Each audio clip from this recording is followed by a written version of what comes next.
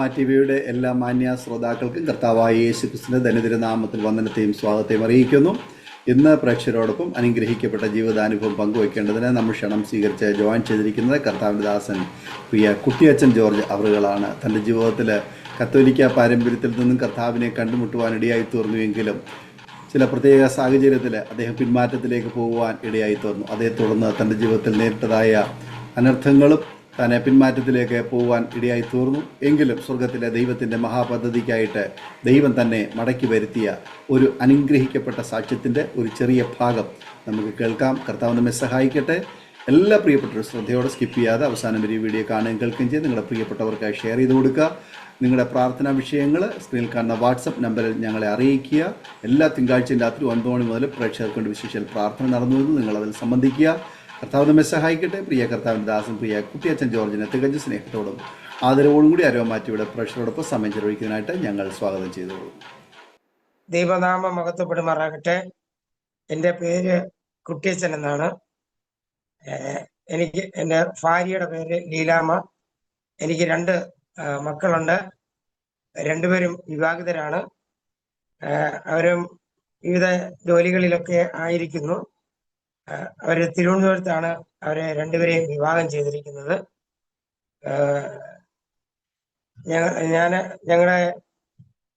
ഞാനിപ്പോൾ ജോയിൻ ചെയ്തിരിക്കുന്നത് ചെങ്ങന്നൂരിൽ നിന്നാണ്. എൻ്റെ സ്വദേശം എന്ന് പറയുന്നത് തിരുവനന്തപുരത്താണ്. സ്കൂളിൽ പഠിച്ചതും ബാല്യകാലമൊക്കെ അവിടെയായിരുന്നു. അത് കഴിഞ്ഞ് ആണ് ഞാൻ കട്ടപ്പനയ്ക്ക് ഇപ്പോൾ വർഷങ്ങളായി കട്ടപ്പനയിൽ പോയിട്ട് അവിടെ നിന്നാണ് വിവാഹം കഴിച്ചതും കട്ടപ്പനയിൽ നിന്നാണ്. എൻ്റെ മാതാവ് പിതാവ് അവർ മരിച്ചുപോയി. എനിക്ക് 3 സഹോദരങ്ങളാണ്. അതിൽ ഞങ്ങൾ 2 ആണുങ്ങളും ഒരു പെണ്ണും. അതിൽ ചേച്ചി മരിച്ചുപോയി. ചേട്ടൻ അത് തിരുവനന്തപുരത്താണ്. അവിടെ കത്തോലിക്ക സഭയിലാണ് ഉൾപ്പെട്ട് ഇപ്പോഴും നിൽക്കുന്നത്. 10ാം ക്ലാസ് വരെ SSLC വരെ പഠിച്ച് പാസ്സായി. പിന്നെ പഠിക്കാൻ കഴിഞ്ഞില്ല. പിന്നെ വിവിധ കാര്യങ്ങളായി കട്ടപ്പനയിലൊക്കെ പോവുകയായി. ഞങ്ങൾ കത്തോലിക്ക കുടുംബത്തിലാണ് ഞാൻ ജനിച്ചതും വളർന്നതും ഒക്കെ. കത്തോലിക്ക കുടുംബത്തിൽ ജനിച്ചുവെങ്കിലും വളരെ ആക്റ്റീവായിട്ട് ആ സഭയുടെ പ്രവർത്തനങ്ങളും കാര്യങ്ങളും ഞാനും എൻ്റെ കുടുംബമൊക്കെയും മാതാപിതാക്കളൊക്കെ ആക്റ്റീവായിട്ട് നിന്നു. എന്നാൽ വിദ്യാഭ്യാസ കാലത്ത് 9ാം ക്ലാസ്സിൽ പഠിക്കുമ്പോൾ ഈ സ്കൂളിൽ സേവനവാരം എന്ന ഒരു സംഭവമുണ്ട്. സേവനവാരം.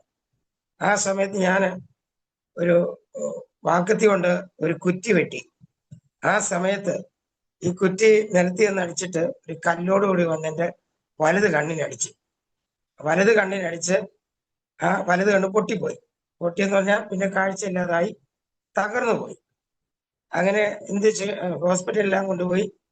ഡോക്ടർമാരെല്ലാം കൈവിട്ടു. ഡോക്ടർമാർ പറഞ്ഞു, ഇനി നിങ്ങൾക്ക് ഒരിക്കലും ഒരു കണ്ണ് ലഭിക്കത്തില്ല, അത് ഒരു കാരണവശാലും അതിന് കാഴ്ച കിട്ടത്തില്ല എന്ന് പല ഡോക്ടർമാർ സർട്ടിഫിക്കറ്റ് എഴുതി തന്നു. അപ്പോൾ ഇത് എനിക്ക് കേട്ടപ്പോൾ വളരെ സങ്കടവും കണ്ണുനീരും ഒക്കെ ആയി. എന്നെങ്കിലും എനിക്ക് വിശ്വാസമുണ്ട്, ദൈവം എന്നെ സൗഖ്യമാക്കിയാലേ എനിക്ക് രക്ഷയുള്ളൂ എന്നുള്ള 9ാം ക്ലാസ്സിൽ പഠിക്കുന്നെങ്കിലും ആ ഒരു വിശ്വാസം എനിക്ക് അന്ന് മുതലേ ഉണ്ടായിരുന്നു. ആ സഭയുടേതായ ആത്മീയ കാര്യങ്ങളിലൊക്കെ മുൻപിൽ നിൽക്കുകയും ചെയ്യുന്ന ഒരു കാലഘട്ടമായിരുന്നു. എന്നാൽ എൻ്റെ മാതാപിതാക്കള്, എൻ്റെ അളിയനും എല്ലാവരും എന്നെ വീട്ടിൽ കൊണ്ടുവന്ന് വിശ്രമിക്കുവാനായി കിടത്തി. അപ്പോഴും കണ്ണിലൂടെ ബ്ലഡ് ഒഴുകുകയും പഞ്ഞി വെച്ച് കെട്ടി അതിൻ്റെ മരുന്നുകളൊക്കെ വെച്ചിട്ടുണ്ട്. പിന്നെ കുറച്ച് ദിവസം കഴിയുമ്പോൾ അവർ പറയും, അടുത്താണ് ഹോസ്പിറ്റല്, അന്നേരം ചെന്നാൽ മതിയെന്ന് ഡോക്ടർമാർ പറഞ്ഞു. എന്നാൽ ഞങ്ങളെ അറിയാത്ത ഒരു ദൈവദാസൻ, ന്യൂ ഇന്ത്യ ചർച്ചക്കുകളിലെ ഒരു ദൈവദാസൻ, ഞങ്ങളുടെ വീട് റോഡ് സൈഡിലാണ്. അവിടെ വന്നിട്ട് എൻ്റെ മാതാവ് വെളി നിൽക്കുമ്പോൾ ചോദിച്ചു, ഇവിടെ ഒരു രോഗി കിടപ്പുണ്ടോ എന്ന് ചോദിച്ചു. ഉണ്ട് എന്ന് പറഞ്ഞു. പറഞ്ഞ് ദൈവം എന്നെ അയച്ചു, ഞാൻ പ്രാർത്ഥിക്കാൻ വന്നതാണ്. അമ്മ സമ്മതിച്ചില്ല. കാരണം ഞങ്ങൾ കത്തോലിക്കലാകൊണ്ട് വേറെ ഒരു പാസ്റ്റർമാരൊക്കെ കയറുവാനോ മറ്റാരും വരാനോ പറ്റത്തില്ല. കാരണം സഭ അറിഞ്ഞാൽ അത് വലിയ വിഷയമാകും. സഭയിൽ നിന്ന് പുറത്താക്കത്തില്ലെങ്കിലും വിലക്കൊക്കെ ഉണ്ടാകും. കാരണം അത്ര ഇതാണ് സഭ, കത്തോലിക്ക സഭയിലാണ് നിന്നത്. എന്നാൽ കുറെ സമയം ആ ദൈവദാസൻ അവിടെ നിന്നു, സംസാരിച്ച് റോഡിൽ തന്നെ നിന്നു. അപ്പൊ ഇത് കേൾക്കുമ്പോൾ എന്റെ മനസ്സിനകത്ത് ദൈവമേ, എന്റെ മാതാവിനോട് ഇടപെട്ടുവെങ്കിൽ എനിക്കൊരു വിടുതൽ ഉണ്ട് എന്ന് ഞാൻ വിശ്വസിക്കുന്നുവെന്ന് ഞാനിങ്ങനെ മനസ്സിൽ കരഞ്ഞുകൊണ്ട് തന്നെ ചിന്തിച്ചു. കുറെ കഴിഞ്ഞപ്പോൾ മാതാവ് പറഞ്ഞു, എൻ്റെ അമ്മ പറഞ്ഞു, എന്നാ പെട്ടെന്ന് പ്രാർത്ഥിച്ചോണം പൊക്കോണം, ചിലപ്പോൾ ചർച്ചയിൽ നിന്നൊക്കെ ആൾക്കാർ വരാൻ സാധ്യതയുണ്ട് എന്നിങ്ങനെ പറഞ്ഞു.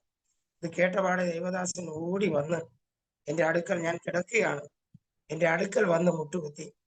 ഇത് കണ്ണുനീരെന്റെ മുഖത്ത് വീഴുകയാണ്. മുട്ടുകുത്തി നിന്ന് പ്രാർത്ഥിച്ചു. ഒരു 20 മിനിറ്റോളം പ്രാർത്ഥിച്ചെന്ന് എനിക്ക് ഓർമ്മയുണ്ട്. യേശുവിന്റെ നാമത്തിൽ ഞാൻ സൗഖ്യം കൽപ്പിക്കുന്നു എന്ന് പറഞ്ഞ് ആ ദേവദാസൻ കൈ എടുക്കുകയും ആ പഞ്ഞിയും ആ എല്ലാം കെട്ടും എല്ലാം അഴിഞ്ഞ് തന്റെ കയ്യിൽ ഒട്ടിയും പോന്നു. ആ നിമിഷം തന്നെ ഇപ്പോഴെന്റെ കണ്ണ് എങ്ങനെ ആയിരിക്കുന്നോ അതുപോലെയായി. സത്യം പറഞ്ഞാൽ എനിക്കിപ്പോഴും വിശ്വസിക്കാൻ കഴിയുന്നില്ല ഇതെന്ത് സംഭവിച്ചു, എങ്ങനെയാണ് ഇത് സംഭവിച്ചതെന്ന്. എനിക്ക് ഇപ്പൊ തന്നെ ഇപ്പോഴും ഞാൻ സാക്ഷ്യം പറയുമ്പോഴും പരസ്യവും നടത്തുമ്പോഴൊക്കെ ഞങ്ങൾ സാക്ഷ്യം പറയും. സാക്ഷ്യം പറയുമ്പോഴത്തേക്ക് ഞാൻ എൻ്റെ കണ്ണിൽ കൂടെ കണ്ണുനീര് വരും. കാരണം പലർക്കും അതിശയമാണ്, പലർക്കും അത്ഭുതമാണ്. ഇത് ഇങ്ങനെ ഡോക്ടർമാരുടെ ട്രീറ്റ്മെന്റ് ഇല്ലാതെ, ഡോക്ടർമാരുടെ മരുന്നില്ലാതെ ഇതുപോലെ എങ്ങനെയാണ് സംഭവിച്ചത് എന്നുള്ളതിനെ കുറിച്ച് എൻ്റെ സാക്ഷ്യം കേട്ടിട്ട് പലരും രക്ഷിക്കപ്പെട്ടിട്ടുണ്ട്. എൻ്റെ കൂട്ടുകാരെ പലരും, എൻ്റെ കൂടെ പഠിച്ച പലരും ഞാൻ രക്ഷിക്കപ്പെട്ട് യേശുവിനെ സ്വീകരിച്ചു കഴിഞ്ഞപ്പോൾ, സ്നാനപ്പെട്ട് കഴിഞ്ഞപ്പോൾ അനേകം പേർ രക്ഷിക്കപ്പെടുവാനും സ്നാനപ്പെടുവാനും കഴിഞ്ഞു. കാരണം ജീവിക്കുന്ന ദൈവം യേശുവാണ് എന്ന് മനസ്സിലായി, അവർക്ക് മനസ്സിലാക്കി കൊടുക്കുവാൻ കഴിഞ്ഞു. എന്നാൽ എൻ്റെ മേലൊരു ദൈവവിളി ഉണ്ട് എന്നുള്ളത് ഈ ഒരു അത്ഭുതത്തിലൂടെ എനിക്ക് മനസ്സിലാക്കുവാൻ കഴിഞ്ഞു. അങ്ങനെ അന്നൊരു വെള്ളിയാഴ്ച ദിവസമായിരുന്നു.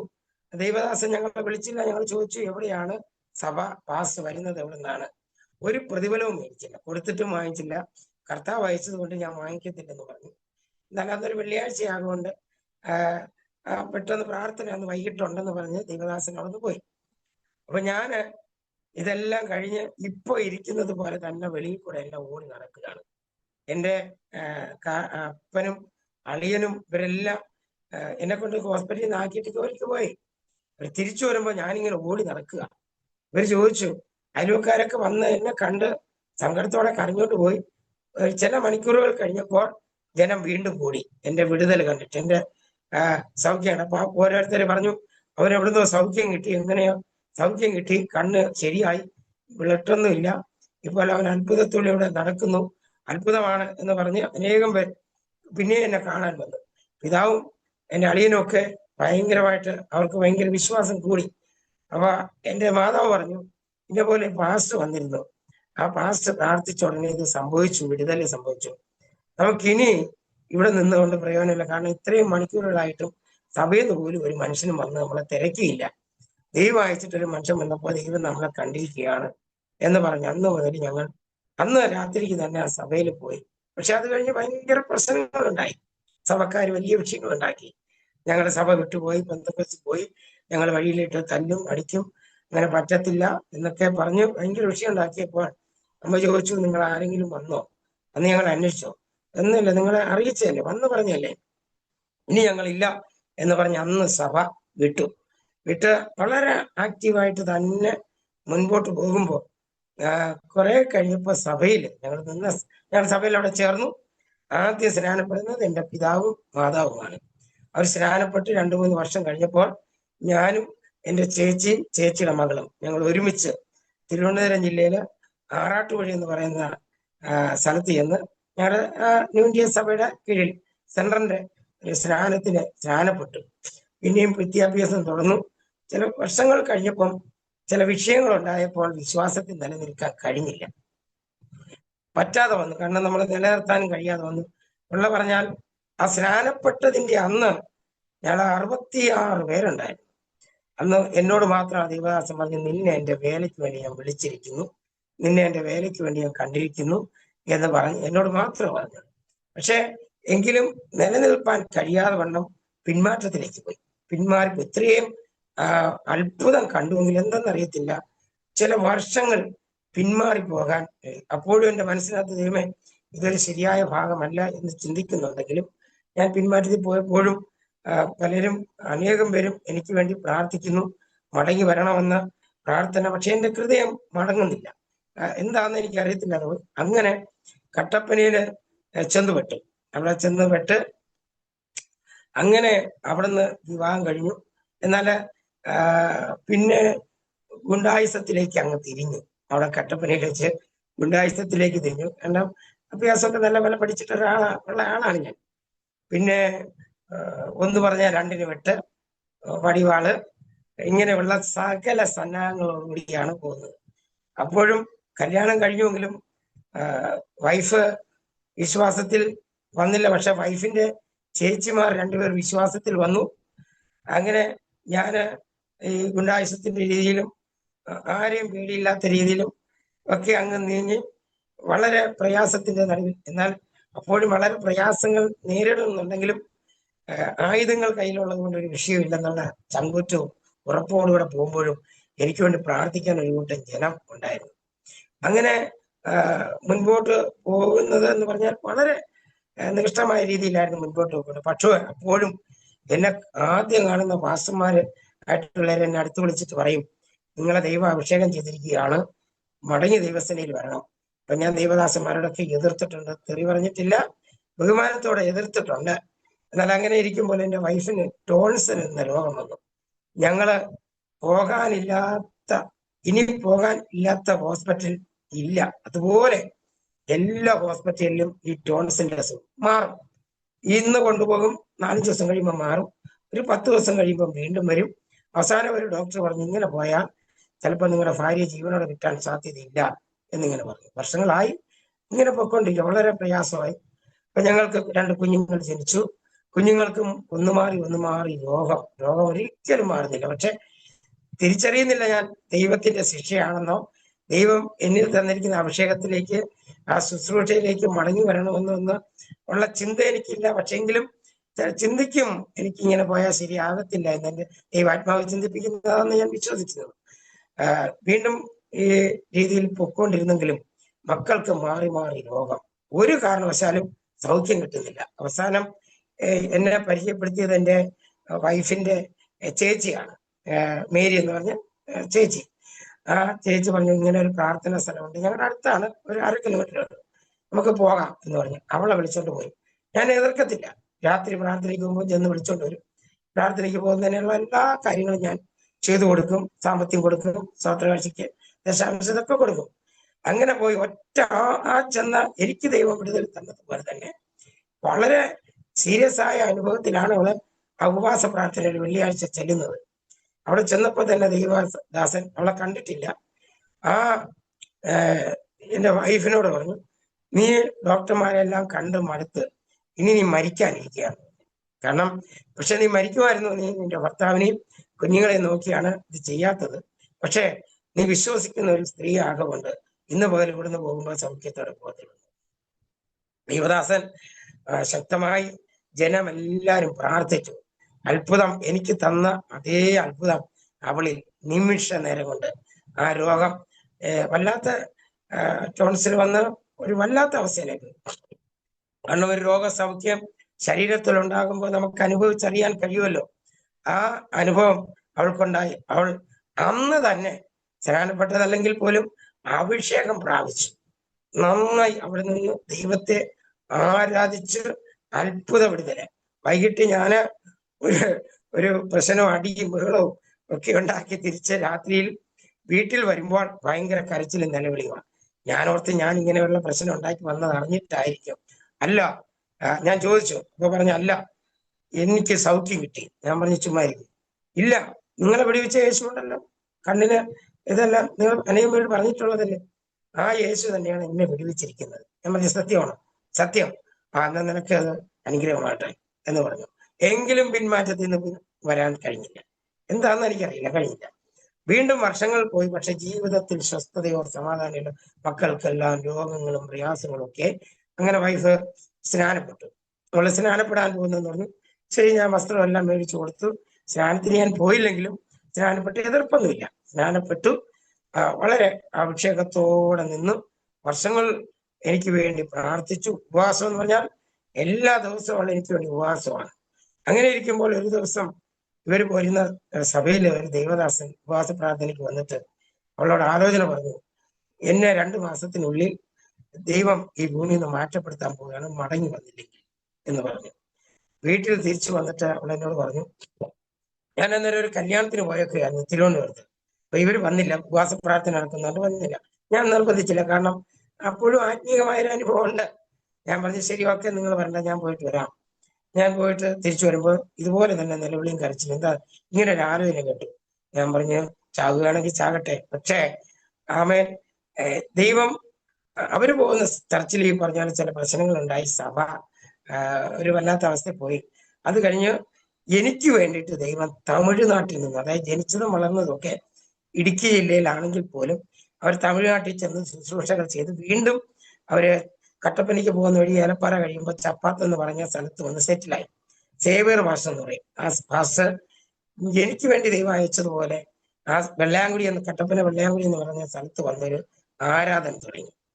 ഞായറാഴ്ച ആരാധനയ്ക്ക് പോകുമ്പോൾ രാവിലെ ആകുമ്പോൾ ദൈവാത്മാവിനോട് ഇടപെടും, നീ വെറും കൈയോടെ പോകരുത്, സഭയ്ക്ക് വേണ്ടി എന്തെങ്കിലും കൊണ്ടുവേണം പോകാൻ. ഞങ്ങൾക്ക് അവിടെ ഈ കടുങ്കാപ്പി എന്ന് പറയുന്നത് ഒരു വലിയ ഒരു ഇതാണ്. ഒരു ആ കാപ്പിപ്പൊടി പഞ്ചസാരയൊക്കെ മേടിച്ചുകൊണ്ട് പോവുകയും ഞങ്ങൾ അങ്ങനെ സന്തോഷമായിട്ട് മുന്നോട്ട് പോയി. അങ്ങനെ ഇരിക്കുമ്പോൾ ഞങ്ങള് അവിടെ ആയിരിക്കുന്ന ദൈവദാസന് കൽക്കട്ടയിൽ ഒരു ജോലി കിട്ടി. താന് ഹിറ്റാച്ചിയുടെ ഓപ്പറേറ്ററാണ്. പോയേ ഒക്കത്തുള്ളൂ. അനേകം എന്നെക്കാൾ കഴിവുള്ളതും സമർത്ഥരായിരിക്കുന്നതും വചന പരിജ്ഞാനമുള്ളവരുമായ സഹോദരങ്ങൾ ആ സഭയ്ക്കകത്തുണ്ട്. എന്നാൽ ആരെയാണ് സഭയെ ഏൽപ്പിച്ചിട്ട് പോകണം എന്നുള്ള ഒരു തീരുമാനം വന്നു. ആ ഒരു രീതിയിൽ വന്നപ്പോ എല്ലാവരും പ്രാർത്ഥിച്ചു കഴിഞ്ഞ് കർത്താവിന്റെ ദാസിക്ക് ദൈവം ഒരു ദർശനം കൊടുത്തു. ഒരു രോഗിക്ക് വേണ്ടി ഞാൻ നിന്ന് പ്രാർത്ഥിക്കുന്നു, ദൈവം സൗഖ്യം കൊടുത്തു. ദൈവദാസി പരസ്യമായിട്ട് പറഞ്ഞു, എന്നെ ആക്കിയാൽ മതി, അതാണ് ഇച്ചിരി നല്ലതെന്ന്. പക്ഷെ എതിർപ്പുകളൊക്കെ വന്നെങ്കിലും, കാരണം ദൈവത്തിന്റെ വിളി ഉണ്ടല്ലോ. കാരണം സ്നാനപ്പെട്ടപ്പോഴേ പറഞ്ഞു, നിന്നെ എന്റെ വേലയ്ക്ക് വേണ്ടി കണ്ടിരിക്കുന്നു. തൽക്കാലം ഞാൻ വചനമൊന്നും അന്നേരം പഠിച്ചിട്ടൊന്നുമില്ല. എന്നാൽ ദൈവത്തിന്റെ സന്നിധിയിൽ സമർപ്പിച്ചു. ദൈവദാസൻ എന്നെ പ്രാർത്ഥിച്ച് ദൈവകരങ്ങളിൽ ഏൽപ്പിച്ചു, ഞങ്ങളെ കുടുംബമായി. എന്നാൽ അങ്ങനെ ദൈവവേലയ്ക്ക് വേണ്ടി ആ ആഴ്ച ദൈവദാസനങ്ങൾ പോയി കഴിഞ്ഞ് ഞങ്ങള് ആരാധന ആരംഭിച്ച് എന്നാൽ പിന്നീടാണ് ഞാൻ ബൈബിൾ കോളേജിൽ പോയി ബൈബിൾ ക്ലാസ് ഒക്കെ പഠിക്കുന്നത്. അതുമുതൽ അങ്ങോട്ട് ദൈവത്തിന്റെ വേലയിലേക്ക് കുടുംബമായി ഇറങ്ങാൻ ദൈവം ഞങ്ങളുടെ ജീവിതത്തിൽ അവസരങ്ങൾ തന്നു. പല പ്രതിസന്ധികൾ ഇതിനിടയ്ക്ക് ശുശ്രൂഷ മുഖാന്തരമായി ഉണ്ടായി.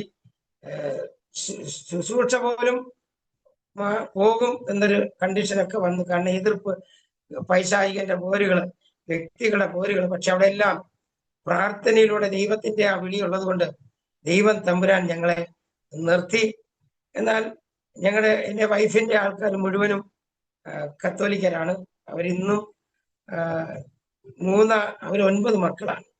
അതില് 6 ആണും 3 പെണ്ണുങ്ങളുമാണ്. 3 പെണ്ണുങ്ങളും സഹോദരിമാരും ഇവര് രക്ഷിക്കപ്പെട്ടു. മറ്റുള്ളവരെല്ലാം ഞങ്ങളോട് ഭയങ്കര എതിർപ്പായിരുന്നു. ഇവർക്ക് മനസ്സിലായി ദൈവം ഇവരെ വിളിച്ചിരിക്കുന്നു എന്ന്. എന്നാൽ ഞങ്ങള് അതിൽ ഒരളിയനെ ഞങ്ങൾ ഇവിടെ ഇരുന്ന് ഫോണിലൂടെ സുവിശേഷം പറഞ്ഞു ഞങ്ങള് മാനസാന്തരപ്പെടുത്തി, സ്നാനപ്പെട്ടു. എന്ന ദൈവത്തിന് വേണ്ടി പ്രയോജനപ്പെട്ടുകൊണ്ടിരിക്കുകയാണ്. ഞങ്ങൾ ഇപ്പൊ ശുശ്രൂഷിക്കുന്നത് ചെങ്ങന്നൂർ ചർച്ചപ്പോട്, അതായത് കലേവരം ചർച്ചപ്പോട് ദൈവസഭയിലാണ്. കട്ടപ്പനയില് എന്റെ സ്വദേശത്ത് തന്നെ ഞാൻ ആദ്യം ആരാധന തുടങ്ങി. അവിടെ തന്നെ എനിക്ക് ശുശ്രൂഷിക്കാനുള്ള അവസരം ദൈവം തന്നു. എന്നോടൊപ്പം അനേകം പേര്, എന്നോടൊപ്പം ഒരുമിച്ച് മദ്യപിച്ചവര് ഒക്കെ രക്ഷിക്കപ്പെടുത്തി. അനേകം പേര് എന്റെ സാക്ഷ്യങ്ങൾ കണ്ട്, എന്റെ അവസ്ഥകൾ കണ്ട്, ദൈവം എന്റെ ജീവിതത്തിൽ തന്നതൊക്കെ കണ്ട് അനേകം പേരെ അതിന് പ്രയോജനപ്പെടുത്തുവാനുള്ള അവസരം ദൈവം തന്നു. അനേകം പേർ രക്ഷിക്കപ്പെട്ടു. വിവിധ മതത്തിലുള്ളവര് രക്ഷിക്കപ്പെട്ടു. ഇപ്പൊ പലരും സുവിശേഷ വേല ചെയ്യുന്നവരുണ്ട്. എന്നെക്കാൾ ശക്തമായി സുവിശേഷ വേല ചെയ്യുന്നവരുണ്ട്.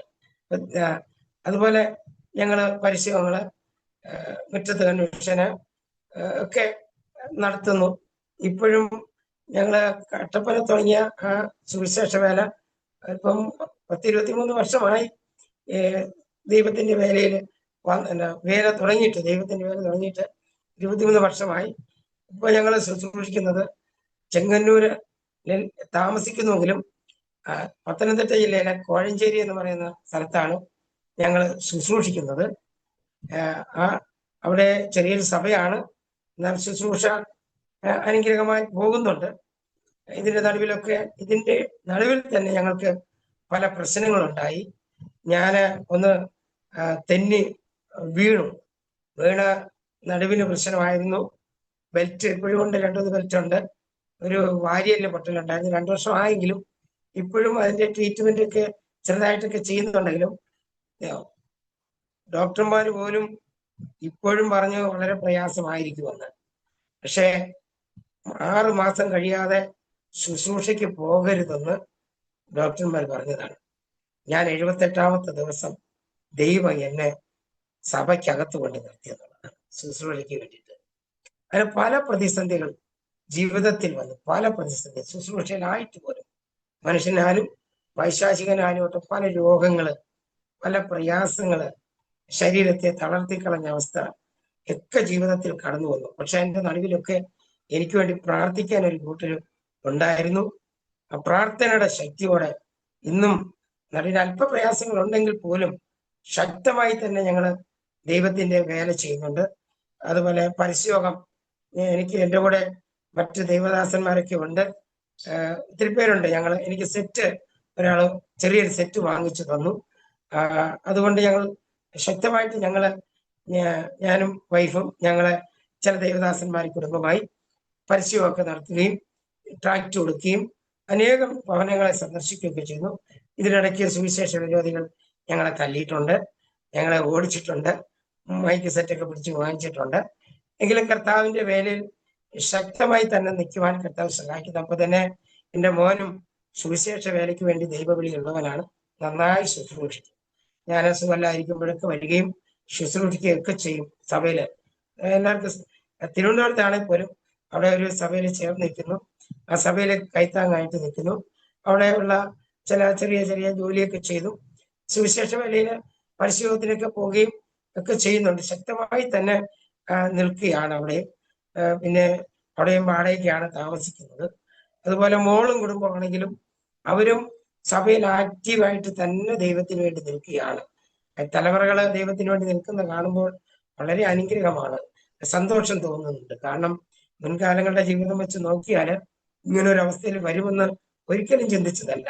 പലരും എന്നെ ശമിച്ചു. എൻ്റെ മാതാവ് പോലും എന്നോട് പറഞ്ഞു, നീ ജീവിതത്തിൽ രക്ഷപ്പെടാൻ സാധ്യതയില്ലെന്ന് എനിക്ക് തോന്നുന്നു. കാരണം ആ ജീവിത രീതി അതായിരുന്നു. പക്ഷെ അവസാനം ദൈവം എന്നെ ശുശ്രൂഷയിലേക്ക് കൊണ്ടുവന്ന് ഞാൻ പ്രസംഗിക്കുമ്പോൾ എൻ്റെ മാതാവ് എൻ്റെ മുൻപിലിരുന്ന് ചിരിച്ചുകൊണ്ടിരിക്കും.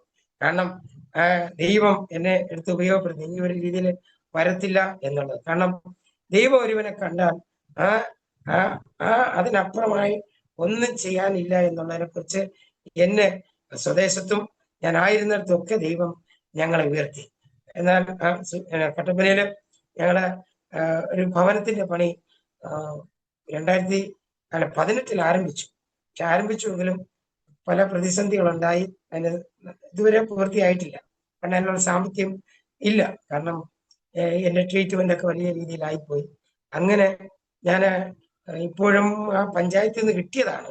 പക്ഷെ ഇപ്പൊ കഥകൊക്കെ പിടിപ്പിച്ചു മാത്രമേ ഉള്ളൂ, ബാക്കി പണികളൊന്നും ചെയ്തില്ല. കാരണം പഞ്ചായത്തിന്റെ കാര്യങ്ങൾ അത് പൂർത്തീകരിക്കാൻ വേണ്ടി മാത്രം ചെയ്തിരുന്നു. പിന്നെ പ്രാർത്ഥിച്ചു കൊണ്ടിരിക്കുന്നു, ദൈവം തമ്പുരാൻ ബാക്കി കാര്യങ്ങൾ ചെയ്തു തരും എന്ന് ആഗ്രഹിച്ച് പ്രാർത്ഥിക്കുന്നു. ഞങ്ങള് ഇവിടെ സഭാ ശുശ്രൂഷ ചെയ്യുന്നെങ്കിലും വളരെ പ്രതികൂലത്തിന്റെ നടുവിലാണ് ആയിരിക്കുന്നത്. കാരണം ദേശത്താണെങ്കിലും ആരോടും ഒരു പ്രശ്നമില്ലെങ്കിലും ദേശത്തിന്റെ നടുവിൽ പിശാചിൻ്റെതായ ചില പ്രതികൂലങ്ങളും പ്രതിസന്ധികളും ഒക്കെ ഉണ്ട്. എന്നാൽ ഞങ്ങള് തകർന്നു പോകാതെ വണ്ണം കർത്താവ് ഞങ്ങളെ ഇത്രത്തോളം നിർത്തുന്നത് വലിയ കൃപയാണ്. ഇതുപോലെ തന്നെ അനേകം പേർ പ്രയാസങ്ങളിലായിരിക്കുന്നത് കാണുമ്പോൾ കേൾക്കുമ്പോൾ ഞങ്ങൾ പോകുന്നു. ദൈവം തമ്പുരാൻ അവർക്ക് വിടുതൽ കൊടുക്കുന്നു. സഭയില് ഒക്കെ ഞങ്ങളുടെ സഭയിൽ ചിലപ്പോൾ ദൂരെയൊക്കെ ആണെങ്കിലും ഞങ്ങളുടെ സഭയിൽ ചിലപ്പോൾ വന്നില്ലെങ്കിൽ പോലും ദൂരെയൊക്കെ ആണെങ്കിൽ മറ്റു സഭകളിലൊക്കെ കൊണ്ടുചെന്നാക്കാനുള്ള കൃപ ദൈവം തമ്പുരാൻ തരുന്നുണ്ട്. Praise Lord. എന്നാൽ ഞങ്ങളുടെ വലിയ ആഗ്രഹം എന്ന് പറയുന്നത് ഞങ്ങളുടെ ബന്ധക്കാരിന് ഒത്തിരി പേര്, എൻ്റെ ജ്യേഷ്ഠൻ പോലും കത്തോലിക്കയിലാണ് ഇപ്പോഴും നിൽക്കുന്നത്. അവിടെ ചെല്ലുമ്പോൾ അവർക്ക് വേണ്ടി പ്രാർത്ഥിക്കും. എൻ്റെ വൈഫിന്റെ ആൾക്കാരൊക്കെ കത്തോലിക്കയിലാണ്. അവര് ഞങ്ങളെ ഇപ്പോഴാ നിന്ദിക്കത്തില്ല. കാരണം പല വിഷയങ്ങൾക്ക് വേണ്ടി പ്രാർത്ഥിച്ച് സൗഖ്യം അല്ലെങ്കിൽ വിടുതലൊക്കെ അവർക്ക് കൊടുക്കുമ്പോൾ നിന്ദിക്കുന്നില്ലെങ്കിലും രക്ഷിക്കപ്പെടണം എന്നുള്ള ഞങ്ങളുടെ ആ ജീവിത മാറ്റം കണ്ടിട്ട് ഇപ്പൊ ചിലർക്കൊക്കെ ഒരു മനസാന്തരത്തിന്റെ അനുഭവത്തിലേക്ക് വന്നിരിക്കുകയാണ്. ഇനിയും ശക്തമായി നിൽക്കണം എന്നുള്ളത്, മറ്റുള്ളവർക്ക് വേണ്ടി പ്രയോജനപ്പെടണം എന്നുള്ള രീതിയിലാണ് ഞങ്ങൾ ആയിരിക്കുന്നത്. അപ്പോ അതുപോലെ ഞങ്ങളുടെ സഹോദരങ്ങളൊക്കെ വളരെ പ്രതികൂലങ്ങളുടെ നടുവിൽ ഞങ്ങൾ പ്രാർത്ഥിക്കും. എന്നാൽ ഞങ്ങളുടെ ഈ സാക്ഷ്യവും ഞങ്ങളുടേതായ ഈ അനുഭവം കണ്ടിട്ട് പലരും ഞങ്ങൾക്ക് വേണ്ടി ഞങ്ങളെക്കുറിച്ച് സാക്ഷ്യം പറയാൻ ദൈവം അവസരം ഒരുക്കിയിട്ടുണ്ട്. Praise the Lord. ഇനി ഞങ്ങളുടെ സാക്ഷ്യങ്ങൾ കേട്ട് അനേകം പേർക്ക് അതിന് അവസരമായി തീരട്ടെ എന്ന് ഞാൻ ആഗ്രഹിക്കുകയും പ്രാർത്ഥിക്കുകയും ചെയ്യുകയാണ്. Praise the Lord. ദൈവം ഞങ്ങൾക്ക് വേണ്ടി എല്ലാവരും പ്രാർത്ഥിക്കണം എന്ന് ആഗ്രഹിക്കുന്നു. അതുപോലെ ഞങ്ങളെ ഇത്രത്തോളം നടത്തിയ ദൈവം ഇനി നടത്തുവാൻ ശക്തനാണ്. Praise the Lord. പ്രതികൂലങ്ങളുടെ നടുവിൽ ഒക്കെ ദൈവം നടത്തി ഞങ്ങള് ആയിരുന്ന സാഹചര്യങ്ങളെ ഒക്കെ മാറ്റി തന്ന ദൈവം ഇനി ഞങ്ങൾക്ക് വേണ്ടി പ്രവർത്തിപ്പാൻ വേണ്ടി ആഗ്രഹിക്കുന്നു, പ്രാർത്ഥിക്കണമെന്ന് ആഗ്രഹിക്കുന്നു. ഇതൊക്കെയാണ് ഞങ്ങളുടെ സാക്ഷ്യങ്ങൾ.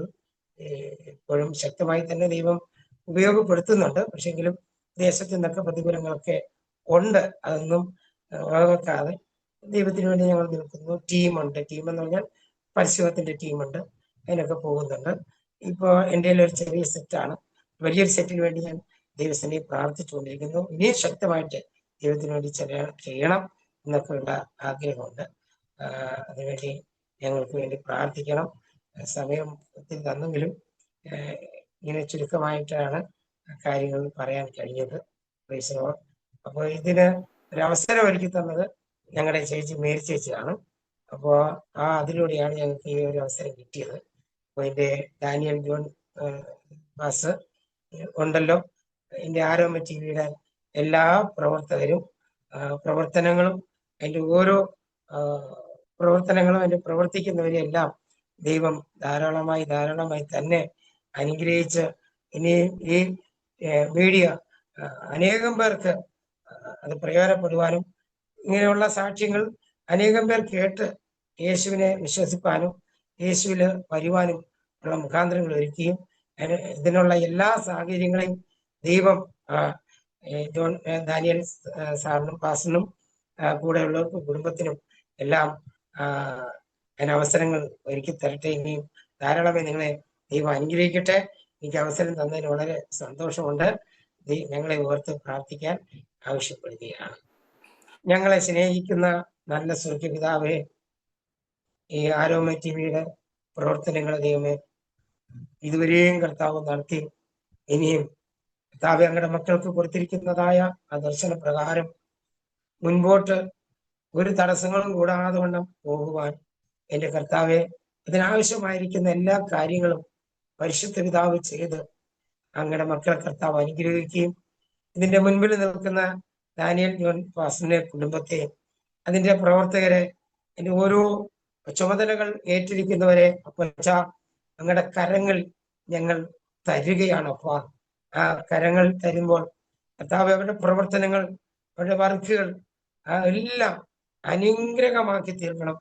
ഒന്നും ആമേ ക്ഷീണിച്ച് തളർന്നു പോകുവാനോ ഒന്നിനും മുട്ടും മുടക്കും വരാതെ വണ്ണം സമൃദ്ധിയായി എല്ലാ അനുഗ്രഹങ്ങളാലും എല്ലാ നന്മകളാലും എൻ്റെ കർത്താവ് ഈ മീഡിയ അനുഗ്രഹിച്ച് പ്രവർത്തിക്കുന്നവരെ, മുന്നിൽ നിൽക്കുന്നവരെ, ആമെ കൈത്താങ്ങുന്നവരെല്ലാം കർത്താവ് ധാരാളമായി അനുഗ്രഹിച്ച് നന്മകളാൽ നിറയ്ക്കണമെന്ന് പ്രാർത്ഥിക്കുന്ന കർത്താവെ, ഞാൻ അല്പനിമിഷമേ അങ്ങ് ചെയ്ത ഉപകാരങ്ങളെ കുറിച്ച് പറഞ്ഞുള്ളൂവെങ്കിലും ആമെ മറ്റുള്ളവർ കേട്ട് അവരുടെ ജീവിതത്തിൽ അത് അനുഗ്രഹമായി തീരുവാനും ഒരു അവസരം ഒരുക്കി തന്ന മക്കളെ കർത്താവ് ധാരാളമായി അനുഗ്രഹിക്കണമെന്ന് പ്രാർത്ഥിക്കുന്നു കർത്താവെ.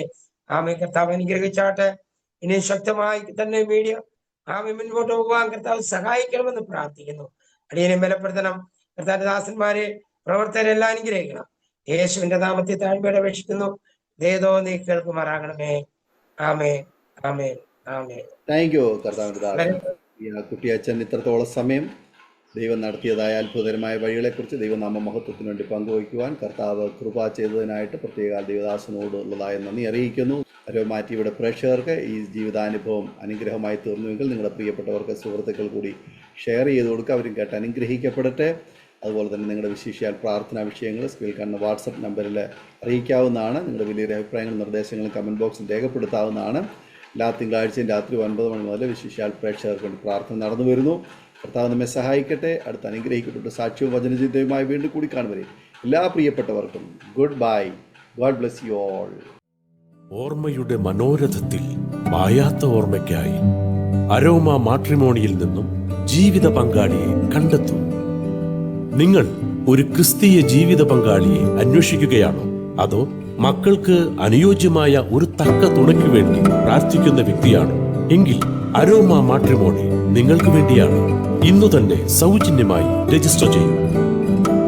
അരോമ മാട്രിമോണിയുടെ പ്രത്യേകതകൾ: രജിസ്ട്രേഷൻ തികച്ചും സൗജന്യം. ലോകത്തെവിടെയുമുള്ള അനുയോജ്യമായ ക്രിസ്തീയ ജീവിത പങ്കാളിയെ തിരഞ്ഞെടുക്കാം. വിവാഹം നടക്കുന്നതുവരെ സർവീസ് ലഭിക്കുന്നു. ഏറ്റവും ചെറിയ പാക്കേജുകളും തിരഞ്ഞെടുക്കാം. അരോമ മാട്രിമോണി നിങ്ങൾക്കായി ഒരുക്കുന്നു വിവാഹം പരമാനന്ദം. Email aroma matrimony2020@gmail.com